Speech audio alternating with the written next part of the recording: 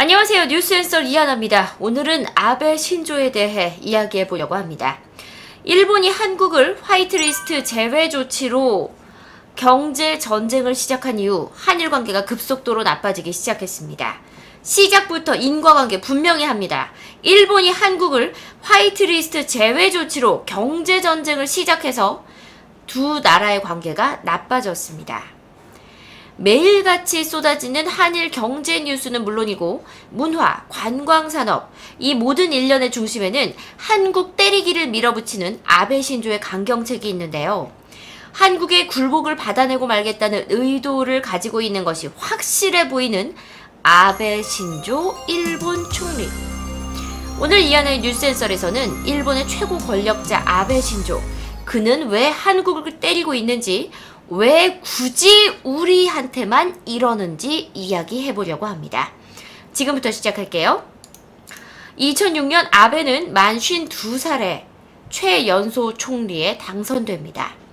그는 취임 후 첫 기자회견에서 전 세계로부터 신뢰받고 존경받고 우리 아이들이 일본에서 태어난 것을 자랑스럽게 여기는 아름다운 나라 일본을 만들겠다고 말합니다. 일본의 총리 가운데 전쟁을 겪지 않은 첫 번째 총리로 실행 능력보다는 의욕이 앞섰던 조금은 젊은 정치인이었어요. 그 때문이었을까요? 그의 1차 내각은 1년 만에 붕괴하는 좌절을 겪었고요. 2012년 12월에 2차 집권에 성공했습니다. 그리고 그때부터 지금까지 아베 신조의 장기 집권 아래 일본이 있습니다. 자, 이제 궁금합니다. 오늘날 이 사태 한가운데 서 있는 바로 그 사람, 아베 신조는 누굴까? 아베 신조는 일본 최고 정치 명문가 출신입니다. 친할아버지, 외할아버지, 아버지까지 대대로 정치를 합니다. 아베 신조 총리는 그 가운데서도 외할아버지에게 가장 큰 영향을 받았다고 하는데요. 어린 시절에 바빴던 부모 대신 외할아버지 손에 자랐기 때문입니다. 그래서 아베 신조가 정치인으로서 가장 닮고 싶은 롤모델로 꼽은 것도 외할아버지입니다. 여기서 중요한 건 외할아버지가 태평양 전쟁의 A급 전범인 기시 노부스케 전 총리라는 겁니다. 자, 기시 노부스케 전 총리. 그는 옛 조슈번, 현 야마구치현에서 태어난 정치인인데요. 일본의 첫 총리인 이토 히로부미, 일본 총리인 야마가타 아리토모 등 역대 일본 총리 57명 가운데 8명의 총리를 배출한 곳이 바로 이 야마구치현입니다. 근대 일본을 탄생시킨 메이지 유신의 주체 세력이 바로 이 야마구치현, 옛날 조슈번이에요. 또 이후로도 조슈번 출신은 근대 일본 정계와 육군을 주름잡았다는 점에서 뭐랄까 일본의 기시 노부스케는 일본 사회의 주류라고 보면 됩니다. 자, 기시 노부스케에 대한 이야기를 좀 더 하겠습니다. 온건 보수주의로부터 극우를 망라한 자민당을 결성을 하고 일본 경제의 부흥을 이끈 건 사실입니다. 그리고 1957년에 그가 총리가 되죠. A급 전범이 최고 권력자가 된 겁니다. 사실 일본 전쟁 후에 질서체계의 상당 부분은 바로 이 기시 노부스케에 의해서 완성됐다고 봐도 과언이 아닙니다. 그리고 1955년 이후에 자유민주당과 일본 사회당의 양당 정당 구조 체제를 확립하고요. 정부 주도형의 일본의 고도 경제의 토대를 마련한 것도 바로 이 사람이에요. 총리직에서 물러난 뒤에도 일본의 영향력을 굉장히 막강하게 행사를 해서 쇼와의 요괴라고 불렸다고 합니다. 자, 그런 기시 노부스케에 이어서 가장 아베가 존경하는 인물로 꼽은 또 한 명의 인물이 있어요. 바로 요시다 소인인데요. 자, 이 요시다 쇼인이라는 인물은 이름도 어렵잖아요. 그런데 오늘 이 시간에 좀 가장 주목해야 할 인물 중에 하나예요. 왜 아베 총리가 가장 존경하는 인물 중에 하나로 꼽느냐? 그를 좀 알게 되면 아베에 대해서 좀 이해가 됩니다. 왜 그렇게 인지. 아베가 2012년 총선에서 승리를 하면서 두 번째로 총리가 된 후에 현역으로는 처음으로 요시다의 묘소를 참배를 해요. 그러니까 본인한테 영향력 있다는 걸 대놓고 드러낸 거예요. 자, 처음 아베가 총리가 됐을 때 대체 왜 참배를 안 했을까? 아베는 그걸 두고 본인이 뭐라고 얘기하냐면 통한의 극치라고 설명해요. 아, 했어야 되는데 못해서 한이 맺혔어요 란 뜻입니다.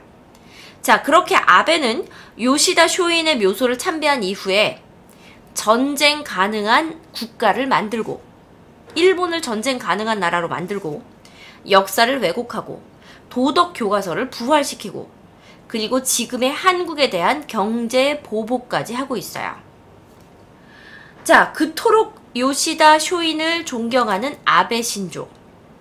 그가 존경하는 인물이 왜 요시다 쇼인이냐? 앞서 말씀드렸던 외할아버지의 영향이 큽니다. 자, 외할아버지의 별명이 아까 뭐였죠? 요괴였잖아요. 외할아버지는 별명이 요괴였지만 사실 아베 신조에게는 굉장히 자상했대요. 손자들을 특히나 귀여워해서 시간이 될 때면 늘 손자를 데리고 다녔고, 특히 그 외할아버지가 요시다 쇼인의 이야기를 자장가처럼 계속 들려준 거야. 예를 들면 이런 거죠. 우리나라의 할아버지가 손자들에게 이순신 장군은 이랬단다, 세종대왕은 이랬단다 하는 것처럼 요시다 쇼인은 이런 사람이었다라고 손자들에게 계속 얘기해 준 거야. 그러니까 영향력이 클 수밖에 없는 거죠. 자, 그렇다면 그 요시다 쇼인이 누구냐? 자, 요시다 쇼인이 누구냐면 일본에게는 메이지 유신 설계도의 밑그림을 그린 사람이에요. 메이지 유신 설계도의 성각자. 자, 아베는 요시다 쇼인이 고향 사람이기도 해요. 그리고 자신의 뭔가 정치 사상의 어머니, 정치 사상의 준거로 삼고 있습니다. 하급 무사의 아들로 태어난 그는 숙부의 양자가 되고 자연스럽게 학문을 익힙니다.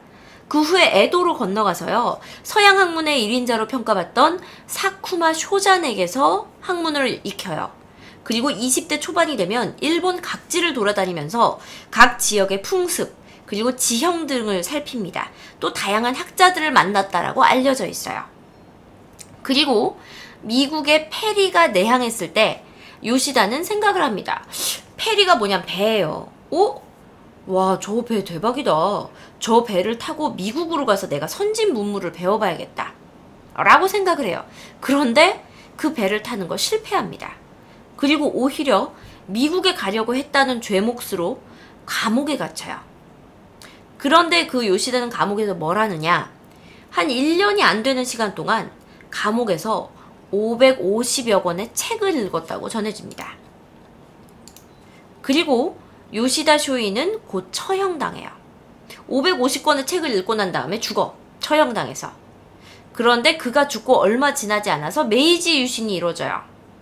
그래서 일본에서는 그 사람을 뭐라고 하냐면, 솔직히 제가 볼 때는 그냥 미국 가려다가 잡혀갖고 감옥에서 죽은 사람인 것 같은데, 일본에서는 뭐라고 평가를 받냐면, 시대의 아픔을 끌어안고 열정을 불사른 존재로 일본에선 평가를 받아요.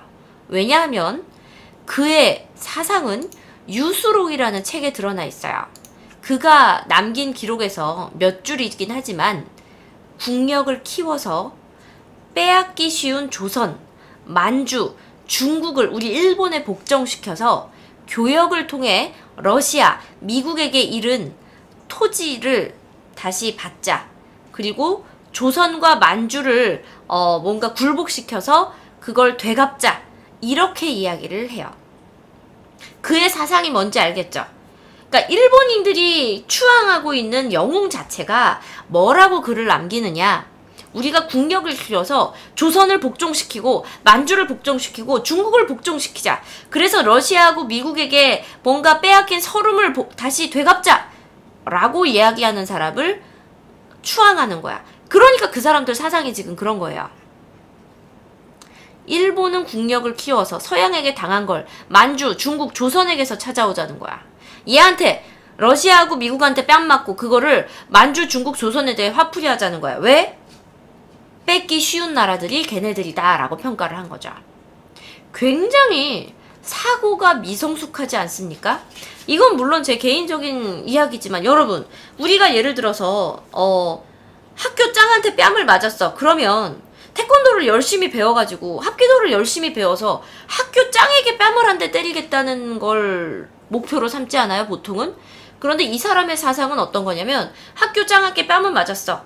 근데 학교 짱에게 복수하긴 좀 힘드니까 우리 반에 약간 좀 학교 짱보다 싸움 못하는, 내가 보기에 좀 만만해 보이는 애들이 있는데 태권도하고 합기도를 배워가지고 그 만만해 보이는 애들한테 태권도 합기도를 휘둘러서 학교 짱에게 맞은 서름을 보상받자는 거예요.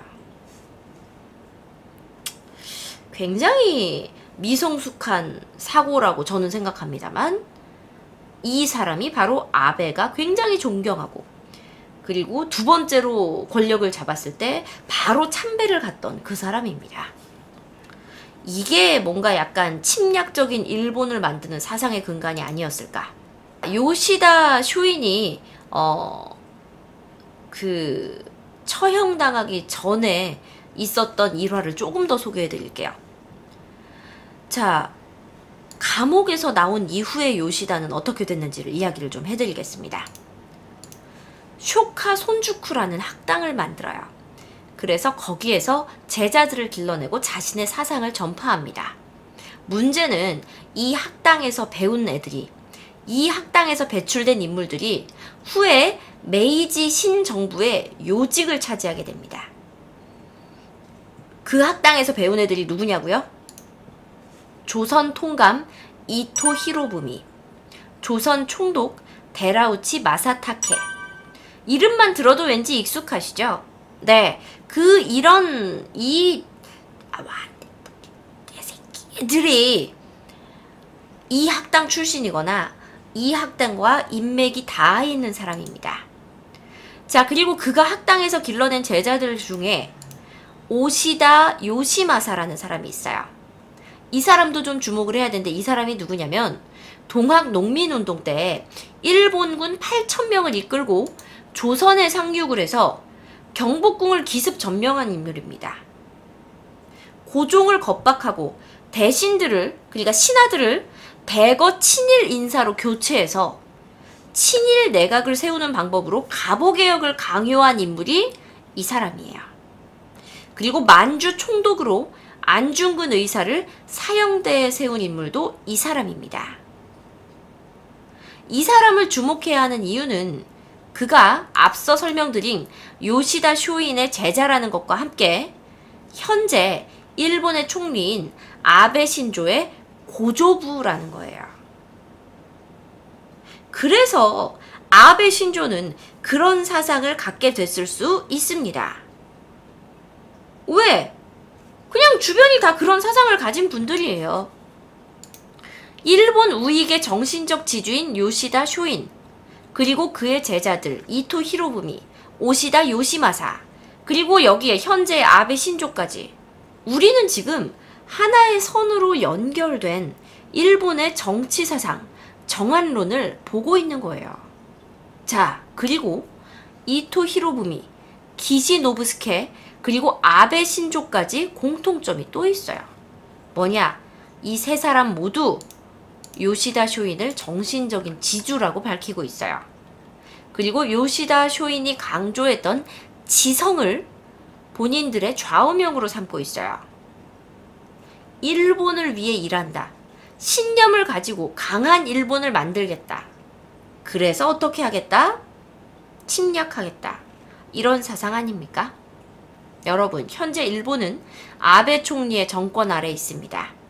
그 때문에 그가 어떤 사상을 가지고 있는지, 어떤 생각을 가지고 지금의 한일 관계를 만들고 있는지를 우리가 정확하게 파악을 해야 됩니다. 물론 덮어놓고 일본 제품 이용 안 할게요. 사실은 그것도 좋습니다. 왜? 동참하는 거니까요. 그런데 기왕이면 왜 우리가 이런 일을 하는지를 알고 하면 좀 더 우리의 의지가 굳건해지지 않겠습니까? 그래서 저는 오늘 이 영상을 만듭니다. 일본 정부가 우리나라를 수출 우대국가 명단에서 제외하는 법령 개정안을 공포를 했어요. 그리고 28일부터 시행됩니다. 얼마 안 남았죠? 우리나라 또한 일본 불매운동의 여파가 굉장히 고조되고 있어요. 자, 이쯤에서 제가 좀 힘을 보태겠습니다. 한국 시장에서 고속 질주를 이어가던 일본 자동차 브랜드 도요타와 렉서스 등 일본차 브랜드의 판매량은 한 달 만에 2자릿수 이상 급감했습니다. 저는 자동차 리뷰를 하는 크리에이터이기 때문에 자동차에 대한 이야기를 먼저 꺼냈습니다. 도요타, 렉서스, 일본차 브랜드고요. 한 달 만에 2자릿수 이상 급감합니다.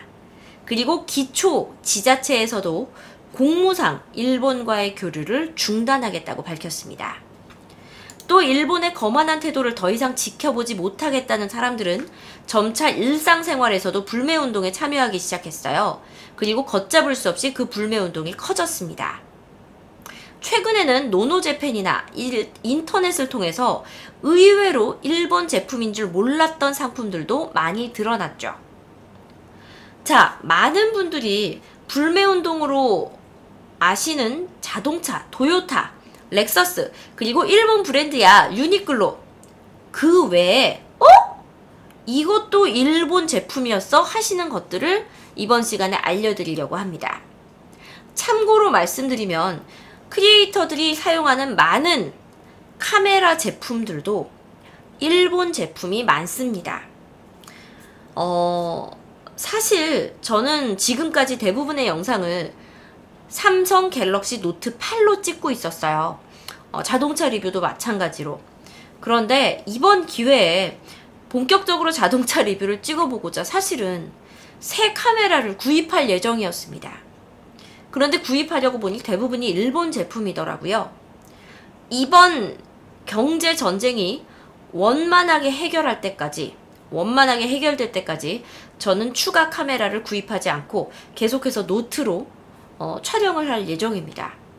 기존에 있던 카메라는 당장 부셔버릴 수는 없겠죠. 하지만 추가로 구입하지 않는 게 최소한의 크리에이터로서 저의 양심이 아닐까라는 생각을 해서 영상의 질이 향상되지 않더라도 조금만 용서해 주셨으면 좋겠습니다. 자, 이제 본격적으로 우리가 일본 제품인지 몰랐던 혹은 그냥 지나쳤던 제품들을 말씀드리려고 합니다. 국내 오프라인 시장뿐 아니라 온라인 시장까지 접수한 ABC 마트, 1990년 일본에서 설립한 신발 전문 매장 브랜드라는 사실 아시는 분이 생각보다 많지 않더라고요. 그리고 유니클로는 팔이 날리는데 ABC 마트는 할인 시작하니까 줄 서더라고요. 2002년 압구정에 한일 합작으로 첫 지점을 오픈했고요. 현재는 일본 법인에서 지점을 대부분 보유하고 있다고 합니다. 특히 2017년 기준으로 매출 4,700억 원을 기록하면서 업계 1위예요. 여러분, 안 됩니다. 유니클로는 일본 불매운동의 여파로 매출이 급감하고 있는데 ABC마트는 본사가 지분 99.96%를 투자한 사실상 일본 기업인데 아직까지 이 사실을 모르는 분들이 계시다고 합니다. 실제 2002년에 한국에 진출을 했을 때 그때 한일 합작이었잖아요. 이후로는 일본색을 뺀 마케팅을 계속해왔고 특히 일본이 연상되는 광고 자체를 피해왔대요. 그래서일까요? 국내 신발 유통업계에서 점유율 50%를 차지하고 독보적인 위치에 있습니다. 전국에 253곳이 영업 중이고요. 매출은 지난해 대비 7.7%가 늘어난 5,114억 원, 영업이익은 427억 원입니다. 역대 최대 실적이에요. 하지만 이 실적은 모두 일본으로 돌아갑니다. 자, 두 번째 기업을 소개해드립니다. 데상트입니다. 데상트는 프랑스어로 활강이라는 뜻입니다. 프랑스어를 사용한 브랜드 때문에 많은 사람들이 데상트를 프랑스 기업이라고 생각하는 경우가 많지만 실제로는 일본 스포츠 전문 의류 회사예요. 특히 데상트 코리아는 국내 아웃도어 인기와 함께 성장하고 국내 론칭 5년 만에 일본 기업인데 일본의 매출을 뛰어넘었어요. 어마어마한 매출입니다. 한 온라인 커뮤니티에 데상트 코리아 전에 데상트 코리아에서 근무했던 직원이 글을 올립니다. 데상트 코리아는 사무실 직원만 한국인이에요. 데상트 코리아의 대표이사 또한 일본 본사의 이사급 임원이고요. 정기적으로 임원회의에 참석하는 인물입니다. 특히 그는 이 글에서 데상트 코리아의 이익 대부분이 일본 본사로 넘어가고 있는 상황을 꼬집어서 말했습니다. 국민들이 일본에 산지 몰랐고요. 회사에서도 일본 브랜드라는 노출을 하진 않았는데 이번에 들통났어요. 앞으로가 궁금합니다. 라고 이야기했는데 저도 궁금합니다. 여러분은 어떻게 하시겠습니까? 자, 세 번째 기업입니다. 미니스톱이에요. 미니스톱은 지분 100%를 일본에서 보유하고 있어요. 미니스톱 96.06, 미쓰비시 3.94. 여전히 수백억 대의 로열티를 일본에 지불하고 있는 일본 기업입니다. 아직 미니스톱의 매출이 눈에 띌 만큼 줄어들진 않았어요. 하지만 사태가 장기화될 경우에 타격을 받을 수밖에 없다고 점주들은 걱정하고 있습니다. 저도 걱정하고 있어요. 문제가 뭐냐고요? 미니스톱은 명백히 일본계 브랜드가 맞습니다만 수천 명의 가맹점주들은 일본과 무관한 우리나라의 자영업자거든요. 그리고 우리가 불매운동을 하면 피해자들은 가맹점주, 우리나라 사람들이거든요. 이 부분이 상당히 우려됩니다. 걱정돼요. 이 부분을 어떻게 해결해야 할지, 이걸 어떻게 현명하게 불매운동으로 풀어야 할지가 우리의 숙제라고 생각합니다. 자, 네 번째 업체입니다. 교원 구몬. 이 부분에서 저도 조사하면서 좀 놀랐거든요. 구몬은 1992년 설립됐고요. 매출 6천억대 기업입니다. 절대 일본과 관련 없을 거라고 생각했지만 매년 일본에 로열티를 제공하고 있었어요. 구몬은 수학과 과학 과목에 한해서 로열티를 제공하고 있지만 지분 구조는 완전히 한국 기업이라고 해명은 했어요. 글쎄요. 브랜드 사용료를 내고 있는 것으로 보입니다. 또한 노노재팬에 구몬이라는 이름이 올라온 뒤로 학부모들 사이에서는 구몬이 일본 기업이냐 아니냐 상당수 문의가 들어오고 있다고 합니다. 정확히 말씀드리면 26년 넘게 일본 구몬에 수수료를 송금하고 있는 기업입니다. 특히 수학과 과학 과목에 한해서 로열티를 제공하고 있습니다. 이 외에도 꼼데가르송, 린나이, 카시오, 화이투벤, 우르오스, 아식스, 지샥 등 수많은 제품이 있었습니다. 사람들은 얘기합니다. 이번 불매운동을 통해 우리가 얼마나 일상 속에서 일본 제품을 사용하고 있었는지 알게 됐다고. 정말 많이 사용하고 있었어요. 저는 생각합니다. 이번 불매운동이 일회성이 아닌, 냄비가 아닌 가치관을 재정립할 수 있는 기회가 되기를. 우리나라에서도 많은 사랑을 받았던 일본 작가인 일본의 저명한 작가 무라카미 하루키는 이렇게 말했습니다. 사죄는 부끄러운 것이 아닌데 일본은 자신감 상실 같은 게 있어서 좀처럼 한국과 중국을 받아들이지 못하는 것 같다고 말이죠. 그는 이렇게 아베 정부의 콘플렉스를 지적하고 있습니다. 네, 어쩌면 그럴지도 모르겠습니다. 콤플렉스를 받아들이는 것은 누구에게나 힘든 일입니다.